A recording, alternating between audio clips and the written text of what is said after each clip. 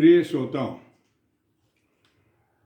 जिंदगी में हमारे सम्मुख कई प्रकार की समस्याएं और परेशानियां आती हैं और हम उन्हें अपने जो साधन हैं उनके अनुसार से उनसे सामना करके उनसे पार पाते हैं।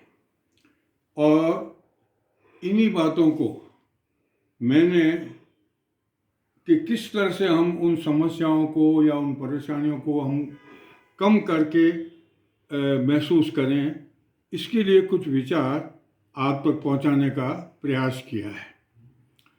हर 4 पंक्ति में 3 पंक्तियों में तो मैंने समस्याओं के बारे में कुछ बतलाया और चौथी पंक्ति के द्वारा मेरे विचार क्या हो सकते हैं कि उसको आप थोड़ा कम एहसास करो या महसूस करो और अपने जीवन को आगे बढ़ाने का प्रयत्न करते रहें। तो पहला जो मेरे विचार से है वो मैंने इस तरह बतलाने का प्रयास किया है। कई बाधाओं के बावजूद नदी निरंतर बहती रहती है कल कल। कई बाधाओं के बावजूद नदी निरंतर बहती रहती है कल कल। इसी तरह जिंदगी में परेशानियां भी आती रहती हैं हर पल। इसी तरह जिंदगी में भी परेशानियां आती रहती हैं हर पल।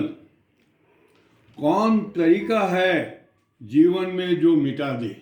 कौन तरीका है जो जीवन में मिटा दे सारे दुखों की दलदल? हर हाल में मुस्कुराते रहो, हर हाल में मुस्कुराते रहो, तो गमगीन होने पर भी अच्छा ही होगा आने वाला कल। अब इसी तरह से दूसरी, हम जब देखते हैं अक्सर कोई ना कोई अपने अपने काम को बहुत अच्छा बताता है और दूसरे काम को थोड़ा गिरा हुआ या निम्न कोटि का मानता है। लेकिन मेरी नज़र में काम क्या है और काम को किस तरह से आपको निर्वाह करना चाहिए वो मैंने मेरे विचार से इस तरह प्रकट किया है। काम कोई भी हो, कोई छोटा या बड़ा होता नहीं। काम कोई भी हो, कोई छोटा या बड़ा होता नहीं। तुम्हारे काम को कम आंकने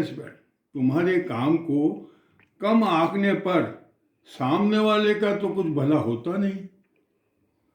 कोई कहता रहे किसी का भी काम मेरे काम से अच्छा नहीं। ऐसी बातों की परवाह किए बिना अपना काम करते रहो। इससे बेहतर कोई रास्ता दूजा नहीं। अब तीसरा जो हम अक्सर देखते हैं कि जब मुसीबत आती हैं तो हमारे साथ एक साथ कई तरह की मुसीबतें घर में आती हैं, गृहस्थी में हम रहते हैं, जब देखते हैं और उनसे निपटारा करने के लिए हमें क्या ऐसा साधन अपनाना चाहिए कि वो जो समस्या है या परेशानियां हैं हम कुछ कम महसूस करें और उनको पाट सकें। मुसीबतें आती हैं तो घेरती हैं हमें चारों दिशाओं से। मुसीबतें आती हैं तो हमें घेरती हैं चारों दिशाओं से, लेकिन नहीं घबराना ऐसे संकटों के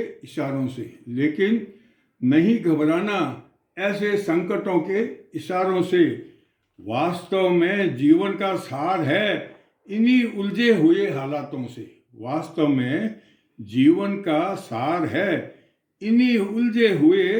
हालातों से। अब इसको निपटने के लिए अंतिम लाइन में डटे रहो अपने इरादों पर, मुसीबत हट जाएगी खुद ब खुद आपके रास्ते से। डटे रहो अपने इरादों पर, मुसीबत हट जाएगी खुद ब खुद आपके रास्ते से।